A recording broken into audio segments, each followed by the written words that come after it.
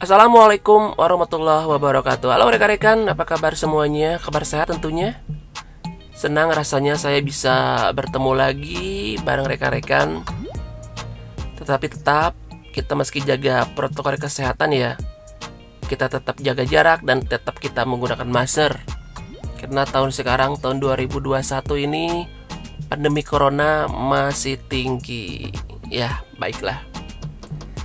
Yang belum subscribe, silakan diklik dulu tombol subscribe-nya, di like, di komen, dan di share agar saya bisa mengembangkan channel ini dengan lebih baik tentunya. Ya teman-teman, pada video kali ini saya ingin memberikan beberapa tips yang menurut versi saya ya. Tips apa saja yang harus diperhatikan dikala kita ingin memasang sebuah radio komunikasi jenis 2 meteran di kendaraan. Ya, tips-tipsnya apa saja? Baik, akan saya cerita sedikit. Yang pertama, teman-teman tentukan dulu radionya, pemilihan radionya. Maksudnya gimana? Jadi maksudnya teman-teman ini mau main di mana dulu? Di UHF, di VHF, ataupun di HF? Ya, di HF bisa, bisa, portable mobil bisa. Tapi kebanyakan yang sangat lazim itu penggunaan frekuensi VHF, atau sekarang lagi booming-boomingnya penggunaan frekuensi UHF ya. Jadi tips yang pertama, teman-teman tentukan dulu kita mau menggunakan frekuensi yang mana. Kalau kita mau menggunakan UHF dan VHF, cari radio yang dual band ya, seperti ini, di dual band. Ya, ini dual band. Tapi kalau teman-teman mau bermain di VHF ya silakan cari radio seperti ini ya. Saya ambil contoh dari Yaesu dan satu lagi dari Icom.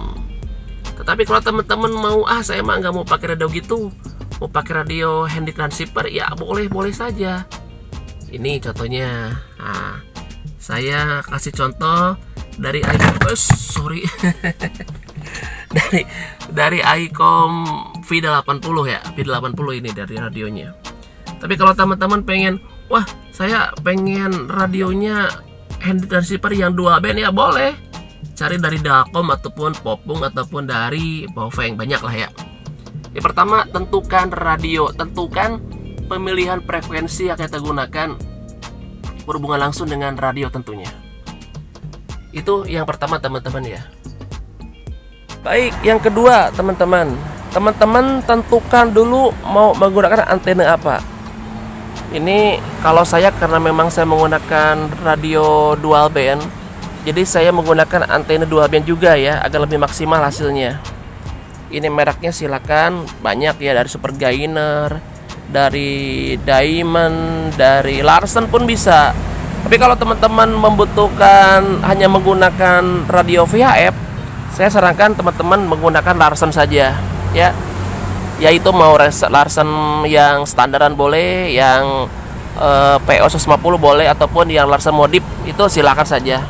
Itu hasilnya akan lebih maksimal kalau rekan-rekan hanya menggunakan radio jenis VHF saja. Sebetulnya saya menggunakan beberapa anten ya. Cuma sekarang yang saya gunakan adalah ini. Paling yang ini juga sering saya gunakan ya. Ini antena Neptune. Ini sama dual band juga teman-teman ya. Dual band karena memang saya menggunakan radio dual band di kendaraan. Ya. Ada juga yang dari Diamond versi VHF ada, silakan ya. Kalau memang radio teman-teman hanya radio VHF ataupun versi yang UHF ya ada juga. Kalau memang radionya adalah radio UHF. Tapi kalau dual band, saya sarankan menggunakan dual band ya, biar maksimal teman-teman. Ya. Ini soal antena. Kalau Larsen, saya pernah membuat videonya, silakan dicek aja. Larsen PO 150 itu Larsen yang sangat standar teman-teman ya, tapi lumayan lah. Ya seperti ini antenanya. Atau ini untuk dual band radionya ya. Baik, itu tips yang kedua, tentukan pemilihan antenanya. Ini antenanya nggak usah mahal-mahal teman lah ya. Nggak usah yang ori sampai harganya jutaan, sayang teman-teman.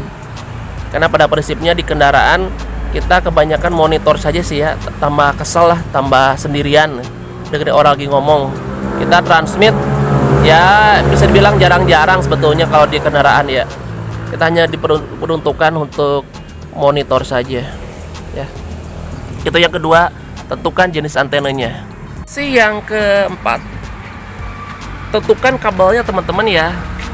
Ini kabel saya membeli kabel yang sudah jadi, banyak di pasaran dijual sepaket antara barket, kabel plus konektor. Ini udah ada. Tapi teman-teman kalau mau membuat pun ya silakan. Untuk di kendaraan saya sarankan menggunakan kabel RG58 aja ya, yang terlalu besar. Karena nanti kalau terlalu besar rekan-rekan nanti susah untuk memasukkan ke bagian dashboard. Ya, ini barketnya dijual sepaket sama kabel sama konektor. Ini kabel kalau di pasaran yang sudah sepaket itu harganya sekitar berapa ya? 250 kalau nggak salah ya. Terus panjangnya sekitar 5 meter.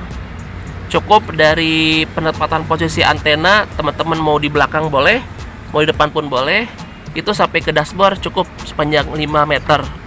Udah gitu si antenanya, si kabelnya teman-teman masukkan ke bagian mesin, tembus ke dashboard, jadi lebih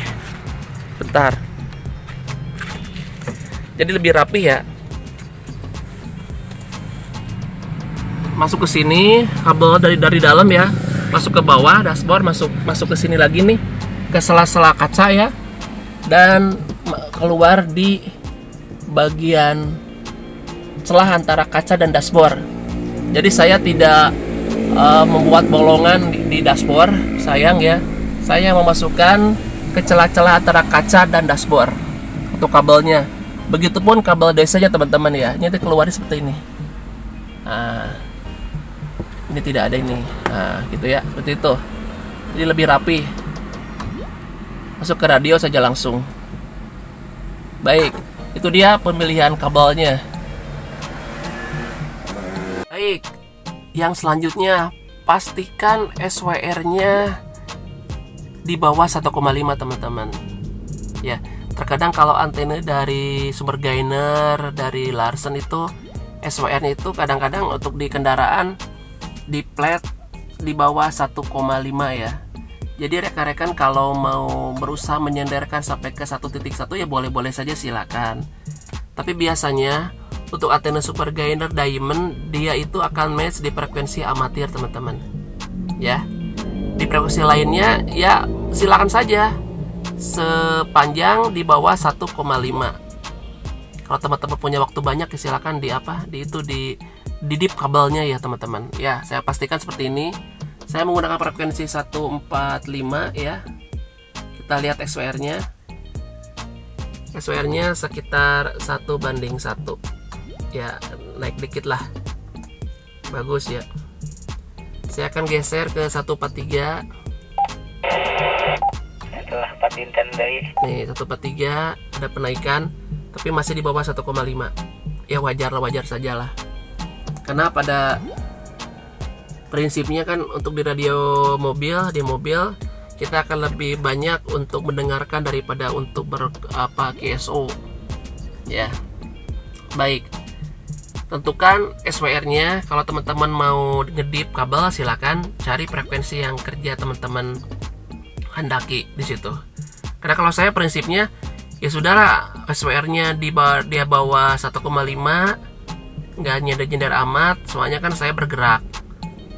Kalau kita bergerak standby di satu frekuensinya udah hilang, kita mencari lagi frekuensi yang lainnya yang belum tentu SWR kita nyender di situ.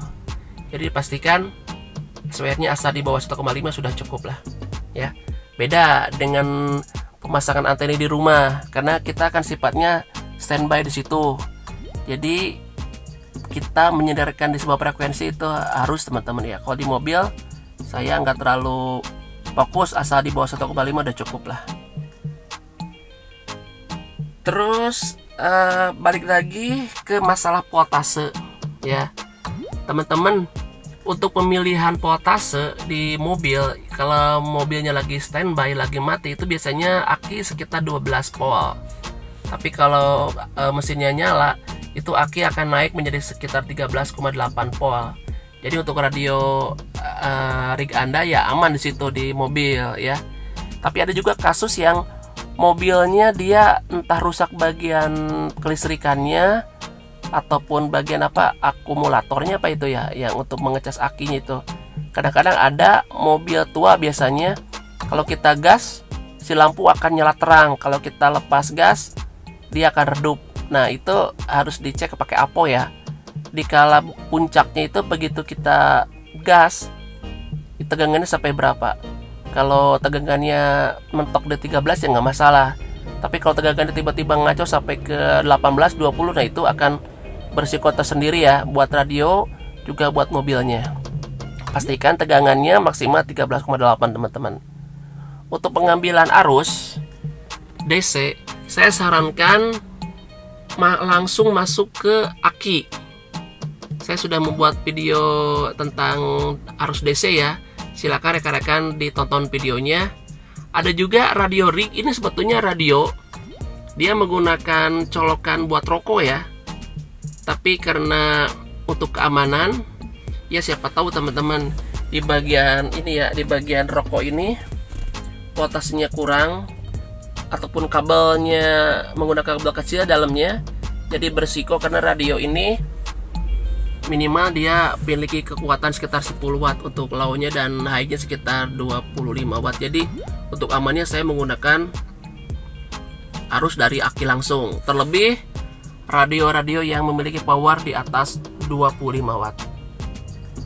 Jadi untuk pemilihan sumber arus saya sarankan langsung ke aki, ambil di situ ya.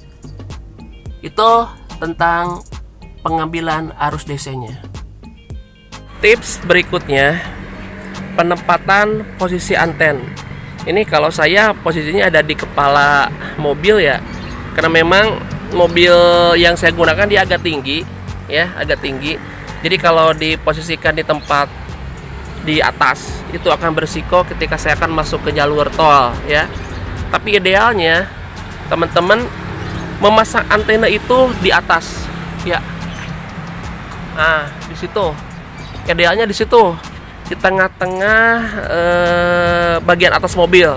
Karena menurut beberapa penelitian, bagian lokasi yang paling ideal untuk groundnya berada di tengah-tengah kendaraan ya. Karena bodi mobil ini teman-teman dia berlaku sebagai grounding ya. Jadi antena ini akan berfungsi kalau ada groundnya. Cobalah antena ini teman-teman pasang di atas pipa ya, tanpa ground maka hasilnya akan jelek untuk resipannya. Jadi bodi mobil dia berfungsi sebagai ground. Posisi yang paling ideal itu adalah di atas sana ya. Tapi akan sedikit bermasalah kalau antenanya tinggi terus masuk ke jalan tol, itu pun akan bermasalah sendiri ya teman-teman. Jadi pastikan posisikan antena seideal mungkin. Saya di depan, kalau teman-teman mau di belakang dekat bagasi nggak apa-apa, silahkan. Mau di bagian sini silahkan. Yang penting penempatan antenanya aman untuk kita, juga nilai estetiknya ada, jangan tambah jelek ya. Jadi kalau udah pasang antena jadi aneh mobilnya, jangan. Tapi keindahan pun tetap dijaga teman-teman. Untuk jenis mobil seperti ini saya rekomendasikan berada di depan aja di sini ya.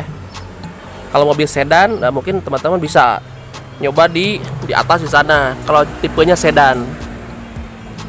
Baik, itu tentang cara pemasangan posisi dari antena sendiri.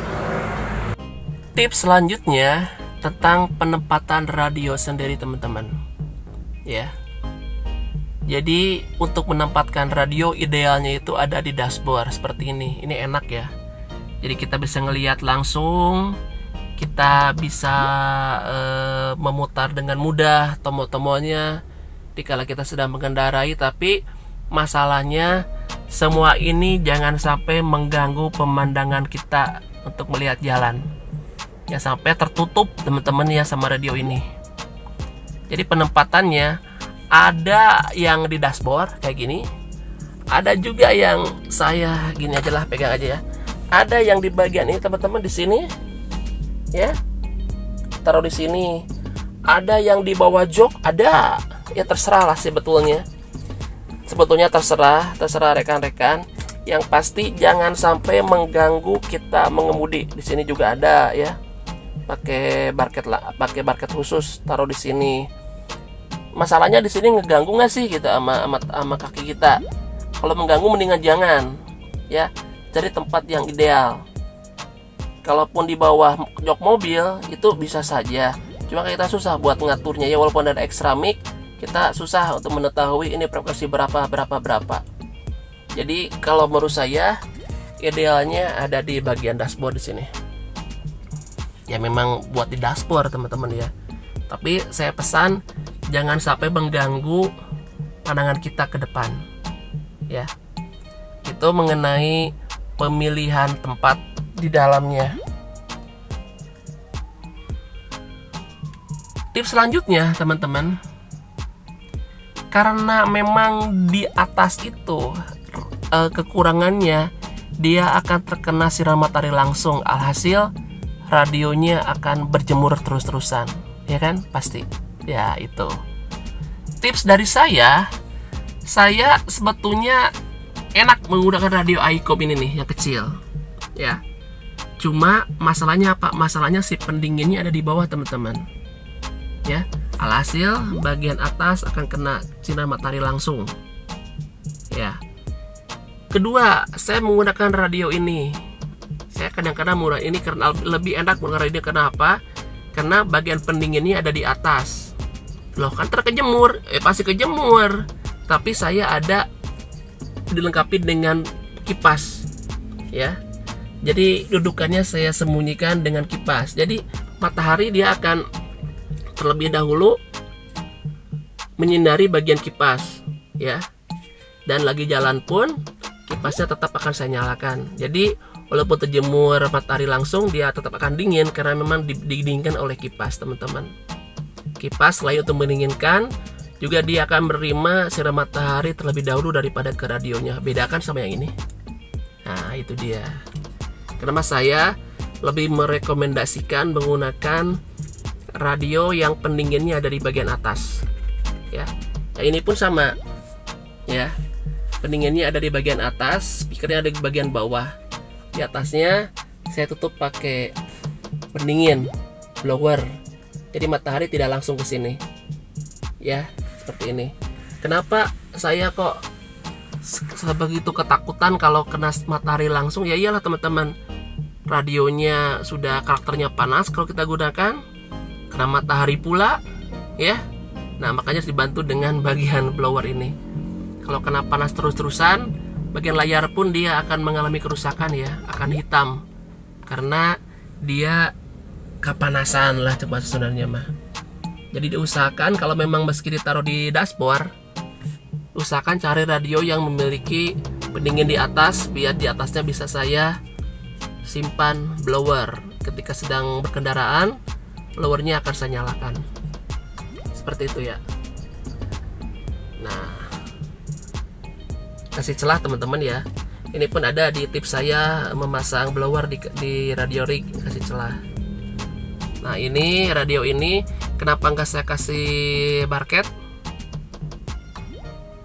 Karena memang udah tinggi ya. Jadi saya kasih ini aja tuh. Oh, kasih busa. Untuk pemasangan di dashboard, ini idealnya teman-teman meski ngebor langsung kan dari dashboard ke bawah biar kuat. Tapi saya berpikir beberapa kali untuk ngebolongin bagian dashboard. Alhasil saya kasih double tip saja. Dan ini udah kuat ini pakai double tip ya, udah gak ada masalah. Udah kuat. Ini pun yang besar pun sama. Saya nggak pakai barketnya, tapi saya menggunakan spons busa dan tempel menggunakan double tip ke dashboard. Kalau saya bosan, ya saya tinggal copot saja radionya tanpa membuat lubang di bagian dashboard. Untuk radio yang pendinginnya di bawah, ya sistemnya seperti ini nyimpennya teman-teman. Radio, pendingin dan bagian bawah ya. Ini ada karet biar udaranya masuk juga teman-teman. Jangan disimpan langsung di dashboard karena nggak ada sirkulasinya. Seperti itu. Terus yang ke selanjutnya, posisikan extra mic seperti ini ya, di posisi yang sangat ideal teman-teman ya. Usahakan pakai cantolannya biar gampang, jangan taruh di sini. Nanti kalau ngerem dia akan jatuh, riweuh sendiri. Pakai dudukannya kayak gini, simpan aja di sini. Udah lumayan ya, ideal lah seperti itu. Posisikan si extra mic dekat ke kita ya, dekat ke kita biar gampang untuk mengambilnya. Dimana kalau saya menggunakan perangkat hand transceiver, saya sarankan di sini aja nih, taruh di sini. Nah, di sini ini kasih semacam dudukan juga ya, dilem aja di sini pakai double tip. Pakai dudukan, ini kabel ke anten. Dan kalau untuk hand transceiver, teman-teman cari baterai dummy ya. Jadi baterai tapi udah ada kabelnya masuk ke bagian rokok. Kalau untuk hand transceiver menggunakan bagian rokok, sumber DC-nya itu nggak masalah lah, karena memang kuatnya pun kecil. Banyak dijual online ya. Coba cari dummy baterai P80 ataupun dummy baterai radio lainnya, pasti ada. Di dalamnya sudah ada baterai tapi tidak ada isinya, yang ada hanya DC1 untuk menurunkan tegangan teman-teman. Ya. Yang terakhir rekan-rekan, ini tips ya, karena konsekuensi kita saja sih. Taruhlah saya menggunakan perangkat di atas dashboard di sini. Bermasalah kalau lagi kita parkir ya, blowernya nggak mungkin dinyalakan, posisi mobil kita berada tepat panas ya. Saya siasati dengan mencari sebuah kardus bekas lah ya. Parkir saya tutup gini nih, nah gini udah. Ini kayak konyol tapi penting teman-teman ya. Jadi radio kita nggak kena sinar matahari langsung dan bisa berakibat kerusakan ya, terutama pada bagian layarnya kalau panas terus-terusan. Jadi kalau parkir saya taruh aja gini. Mau pakai buku boleh, tapi saya biasanya pakai kardus ya, diginiin aja nih. Diginiin aja udah. Jadi nggak kena matahari. Ya, seperti itulah. Tips-tips kecil ya teman-teman. Nanti kalau teman-teman punya tips yang lain ya silakan. Tapi tips yang paling penting teman-teman, jangan sering-sering menggunakan radio ya kalau lagi berkendaraan. Ya, kita lebih baik monitor saja lah di situ, monitor dengerin, tambah kesel teman-teman ya. Kadang kalau perjalanan jauh itu kita ada yang nemenin gitu. Jadi direkomendasikan jangan menggunakan radio komunikasi di kala kita sedang on the way ya, berjalan ya. Walaupun tujuannya apa gitu, masa kau nggak boleh dipakai. Maksudnya kalau lagi berkendaraan simpen dulu saja radio PTT-nya, fokus dulu kendaraan. Takutnya tidak fokus teman-teman ya. Kalau lagi macet, enak lagi macet, atau lagi di pegunungan, lagi dapat parkir tuh enak teman-teman. Tips yang paling terakhir, jangan sering-sering menggunakan radio ketika mesinnya mati. Jangan teman-teman, nanti aki saudara-saudara akan drop ya. Ya kalau sekali-kali mah boleh lah, tapi kalau terus-terusan ya jangan. Kalau terus-terusan jangan ya. Sekali-kali boleh. Direkomendasikan menggunakan radio komunikasi itu dikala kendaraan lagi jalan, mesinnya lagi jalan teman-teman. Ya gitu saja sih tips dari saya teman-teman. Yang mau masang silahkan. Bagaimana cara memasang DC-nya sudah saya bikin vlognya. Bagaimana cara saya memasang antenanya pun sudah saya bikin vlognya. Terima kasih. Jangan lupa di subscribe, di like, di komen, dan di share. Saya Yengki Datawan Delta Bravo Julu. Sampai ketemu di video-video saya selanjutnya.